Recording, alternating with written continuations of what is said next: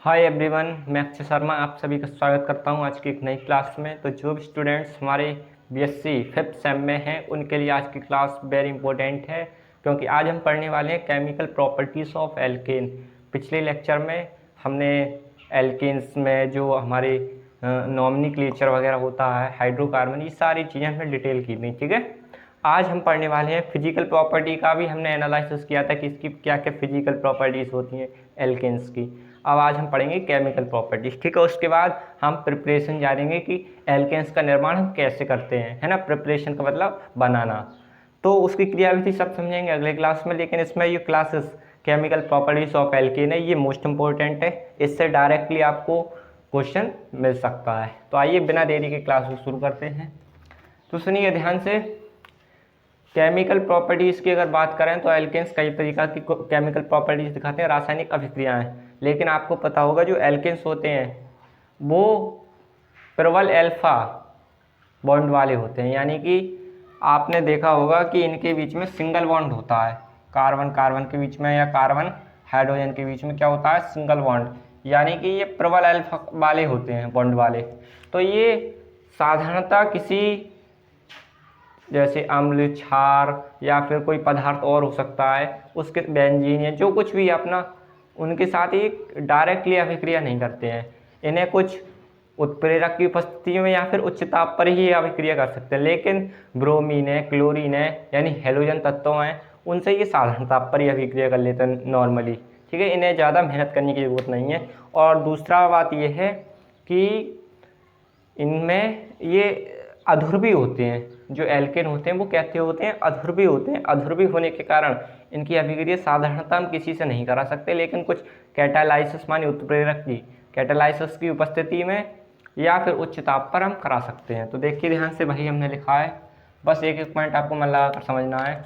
Normally सभी alkene की प्रकृति कैसी होती है, अध्रुवी होती है, यानी नॉन पोलराइज होती है, जिससे ये किसी भी अम्ल, क्षार, ऑक्सीकारक अपचायक यानी ऑक्सीडेशन, रिडक्शन आदि से सीधे अभिक्रिया नहीं करते हैं। लेकिन उच्च ताप तथा ये लिखा है कैटालाइसिस, कैटालाइसिस माने उत्प्रेरक द्वारा अभिक्रिया कराई जा सकती है। ठीक है, तो आइए इनकी अभिक्रियाएं किन किन से क्या क्या हो सकती हैं वो समझते हैं।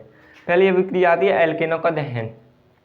अब आपको पता होगा एल्केन क्या है, एक कार्बनिक यौगिक है ना, कार्बन और हाइड्रोजन से मिलकर बना है। आपको हमेशा याद रखना है, अगर आपको कोई कार्बनिक की से रिलेटेड कोई क्वेश्चन आ जाए कि इसकी अभिक्रिया बताइए एक उदाहरण देकर, तो आप हमेशा याद रखना कि जितने भी कार्बनिक यौगिक होते हैं, जितने भी ए टू जेड, चाहे एल्केन हो, एल्काइन हो, कुछ भी हो, वो सारे दहन करने पर जल और कार्बन डाइऑक्साइड ही बनाते हैं। कार्बन डाइऑक्साइड तथा जल बनाते हैं, हमेशा आपको याद रखना है। अगर कोई कार्बनिक यौगिक दे रखा है, एल्केन से मतलब नहीं है, आपके लिए हमेशा याद रखना है कार्बन डाइऑक्साइड तथा जल बनाएंगे अगर हम कोई कार्बनिक यौगिक का दहन करें तो। देखिए ध्यान से, दहन का मतलब ये होता है कि हम उसकी क्रिया ऑक्सीजन से करा रहे हैं। ठीक है, जब एल्केन्स का दहन किया जाता है तो कार्बन डाइऑक्साइड तथा जल बनता है तथा ऊष्मा उत्पन्न होती है, प्रोड्यूस होती है। यानी कि जब हम एल्केन का दहन करेंगे, एल्केन क्या कार्बनिक यौगिक, तो क्या बनेगा, ऊष्मा भी निकलेगी, जल भी बनेगा और कार्बन डाइऑक्साइड भी। देखिए ध्यान से, CH4 क्या है हमारा, एल्केन है यानी मैथेन है। जब इसकी क्रिया यानी दहन करेंगे, हम यहाँ लिख देते हैं दहन, जब हम इसका दहन करेंगे तो क्या बनेगा, कार्बन डाइऑक्साइड प्लस जल और 212.6 किलो कैलोरी ऊष्मा लिख लेगी। ठीक है ना, हिंदी में लिख दिया। तो ये हमारी इस प्रकार की अभिक्रिया को एल्केन का दहन कहते हैं। ऑक्सीजन से क्रिया कराना ही दहन कहलाता है ना। आपको हमेशा याद रखना है, बिना दहन की जब बात होगी तो उसकी क्रिया ऑक्सीजन से करानी है। ठीक है, उसके बाद एल्केनों का हेलोजनीकरण। अब ये क्या होता है ये समझना है, यानी हेलोजनीकरण से अगर आप कुछ अनुमान लगाएं तो इसका मतलब ये है कि जब एल्केन्स की क्रिया हेलोजन से कराई जाएगी तो इसी घटना को हेलोजनीकरण कहते हैं, इंग्लिश में हेलोजनाइजेशन कहते हैं। ठीक है, देखिए ध्यान से, जब एल्केन्स की रिएक्शन हेलोजन तत्व, हाँ अब एक बात इसमें इम्पोर्टेंट ये है कि जो एल्केन्स होते हैं वो सारे हेलोजन से अभिक्रिया कर लेते हैं, लेकिन नॉर्मली साधारणतः ब्रोमीन और क्लोरीन से ही इनकी अभिक्रिया कराई जाती है। क्योंकि अगर हम फ्लोरीन से इसकी अभिक्रिया कराते हैं, फ्लोरीन से अगर कराएंगे तो बहुत तेज विस्फोट होगा, जिससे कुछ भी हो सकता है। विस्फोटक अभिक्रिया, अगर हम किसी एल्केन की फ्लोरीन से अभिक्रिया कराएंगे तो वो एक विस्फोट बनेगा, तो इसलिए हम फ्लोरीन से इसकी अभिक्रिया हो तो जाती है लेकिन कराते नहीं हैं। आयोडीन से क्यों नहीं कराते हैं? क्योंकि ये बहुत मंद अभिक्रिया देता है। अगर हम बात करें इनके ऑर्डर की, फ्लोरीन, क्लोरीन, ब्रोमीन, सबसे ज़्यादा तेज विस्फोट फ्लोरीन, फिर क्लोरीन, फिर ब्रोमीन, फिर आयोडीन, ये इनका क्रम है अभिक्रिया करने का, है ना, कराई जाती है। तो ये हाइड्रोजन, वो हाइड्रोकार्बन में से यानी एल्केन में से हाइड्रोजन को प्रतिस्थापित कर देते हैं यानी निकाल देते हैं। इस क्रिया को हैलोजनीकरण कहते हैं। यानी जब हम एल्केन्स की क्रिया करवाएं किससे, बताइए, हैलोजन तत्व। हैलोजन तत्व कौन से होते हैं? फ्लोरीन, क्लोरीन, ब्रोमीन, आयोडीन, ये सब आप पढ़कर आए हो, से कराई जाती है। तो ये एल्केन में से हाइड्रोजन को निकाल देते हैं, तो इस क्रिया को हैलोजनीकरण कहते हैं। रिएक्शन देखिए, और ये क्रिया पता है प्रकाश की उपस्थिति में होगी या फिर किसी उत्प्रेरक की उपस्थिति में। बिना प्रकाश की उपस्थिति के ये विक्रिया संभव नहीं है, या फिर हम कह सकते हैं बिना उत्प्रेरक के, बिना कैटालाइसिस के ये विक्रिया भी नहीं हो सकती। या तो प्रकाश होना चाहिए सूर्य का या फिर उत्प्रेरक।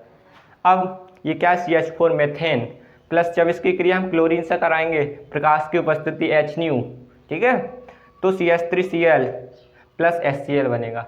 अब ये CH3Cl क्या बताइए, CH3 को बोलते हैं मैथिल और Cl को बोलते हैं क्लोराइड, मैथिल क्लोराइड। CH3Cl ये आप 12th में पढ़कर आए, इसमें कुछ है नहीं। ये क्या है, मैथिल क्लोराइड। तो मैथिल क्लोराइड और ये क्या है, हाइड्रोजन क्लोराइड बनता है, मैथिल क्लोराइड और हाइड्रोजन क्लोराइड, ठीक है। तो इसी प्रक्रिया को हम हैलोजनीकरण। अब हैलोजनीकरण का मतलब, अगर आप ब्रोमीन से कराते हैं तो उसे ब्रोमिनीकरण कह देंगे, उसी होंगी सब एक तरीका से ही।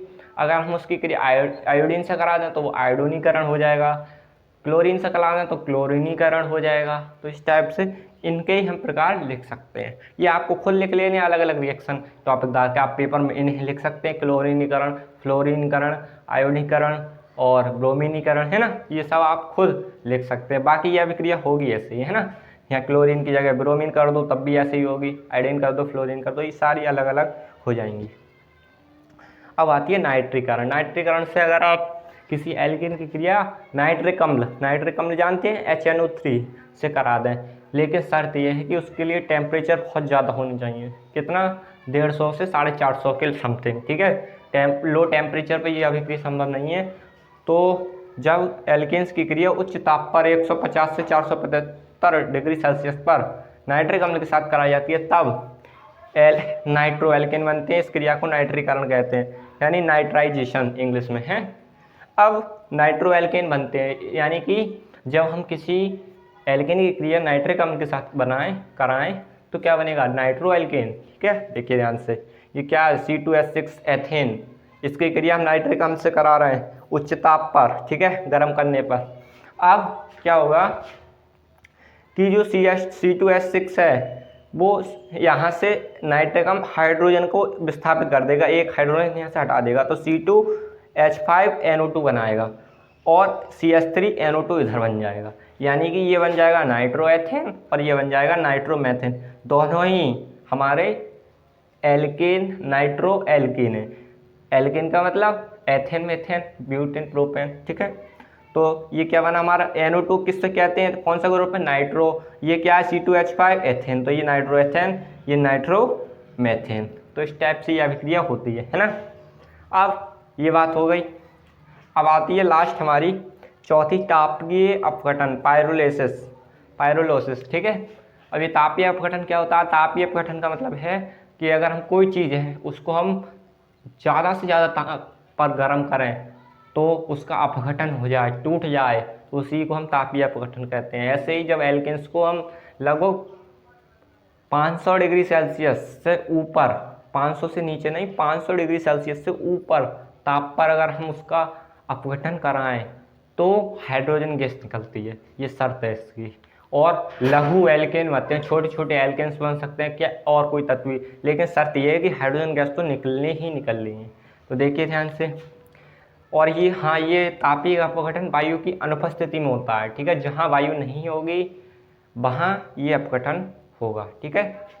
जब वायु की अनुपस्थिति में लगभग 500 डिग्री सेल्सियस या डिग्री सेल्सियस लिखते हैं से उच्च ताप पर एल्केन्स का अपघटन किया जाता है तो हाइड्रोजन गैस फ्री होती है, यानी मुक्त होती है। एग्जाम्पल देखिए ध्यान से, इसमें आ रहा है नहीं? आ रहा है, देखिए ध्यान से। ये क्या है? मीथेन। मीथेन का जब हम 1000 डिग्री सेल्सियस पर तापीय अपघटन कराएं, यानी पायरोलोसिस कराएं, तो क्या बनेगा? ये देखिए ध्यान से, थोड़ा मिटाते हैं। ये बनेगा कार्बन मुक्त होगा, कार्बन और हाइड्रोजन गैस मुक्त होगी। अब ये कार्बन क्या है अगर आपसे पूछे तो इसे हम कहते हैं कार्बन ब्लैक, कार्बन ब्लैंक, ठीक है। सी क्या बना? ये कार्बन ब्लैंक और ये हाइड्रोजन गैस मुक्त हो गई, ठीक है। ऐसे ही हमारा क्या बताइए? एथेन, CH3 बताइए। C2H6 की संरचना अगर हम बनाएं तो CH3 तो ये बनती है, तो ये वही है एथेन। जब एथेन का अब या कह सकते हैं एथेन का तापीय अपघटन करें और इसके लिए टेम्परेचर चाहिए 500 डिग्री सेल्सियस, तो CH2 डबल बॉन्ड CH2 बनता है, यानी इसे हम कहते हैं एथिलीन, और हाइड्रोजन गैस मुक्त होती है। हम इसे लिख देते हैं ऐसे, हाइड्रोजन गैस मुक्त होती है। यहाँ भी ये तीर का चिन्ह बना देते हैं, ये मुक्त हो रही है ना। अब शर्त क्या है? शर्त ये है कि टेम्परेचर 500 डिग्री सेल्सियस से ऊपर होना चाहिए, ठीक है। तो आज की ये अभिक्रिया आपको समझ में आई होंगी। ये क्या है? एथिलीन। देखिए थोड़ा सा हम आपको क्लियर कर देते हैं। देखिए अगर हम बात करें C2H6 की, ये क्या है? एथेन, क्योंकि इसमें क्या बॉन्ड है? सिंगल बॉन्ड है ना।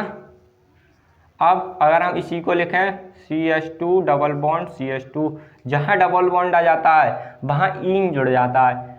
ईन का मतलब एथिलीन, यानी ये एल्किन कहलाते हैं। ये एल्किन है, ये एल्किन है। जिनमें सिंगल बॉन्ड होता है वो एल्किन होते हैं, जिनमें डबल बॉन्ड होता है वो एल्किन होते हैं, और जिनमें ट्रिपल बॉन्ड होता है वो एल्काइन होते हैं, है ना। तो अब देखिए ध्यान से, अगर हम इसको इस टाइप से लिख दें तो ये बन जाएगा हमारा एथाइन। ये क्या बन जाएगा? एथाइन। ये क्या है? एथिलीन। ये क्या है? एथेन। तो इनकी तीरों की संरचना अलग अलग है, बॉन्ड के आधार पर इनका नाम अलग अलग है।